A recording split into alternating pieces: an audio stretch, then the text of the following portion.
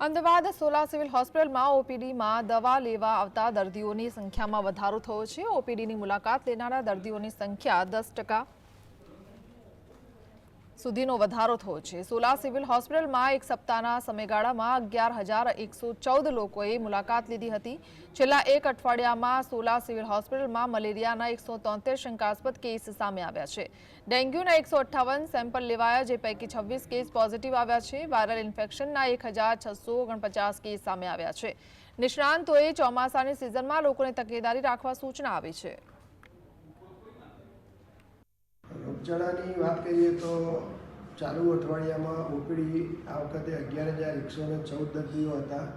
ઇન્ડોરની અંદર 1,172 દર્દીઓ હતા। ડેન્ગ્યુના કેસમાં ગયા અઠવાડિયા કરતાં થોડો વધારો જોવા મળ્યો છે। આ વખતે સસ્પેક્ટેડ 158 હતા, એમાંથી 26 પોઝિટિવ દર્દીઓ ડેન્ગ્યુના જોવા મળ્યા છે। મેલેરિયાના કેસમાં કોઈ ખાસ છે નહીં, એક પણ મેલેરિયાનો પોઝિટિવ કેસ અત્યાર સુધીમાં ડિટેક્ટ નથી થયો। ચિકનગુનિયાનો પણ એક પણ પોઝિટિવ કેસ ડિટેક્ટ નથી થયો। અને ડાયરિયાના જે કેસો છે એ આ ગત અઠવાડિયા દરમિયાન 17 કેસો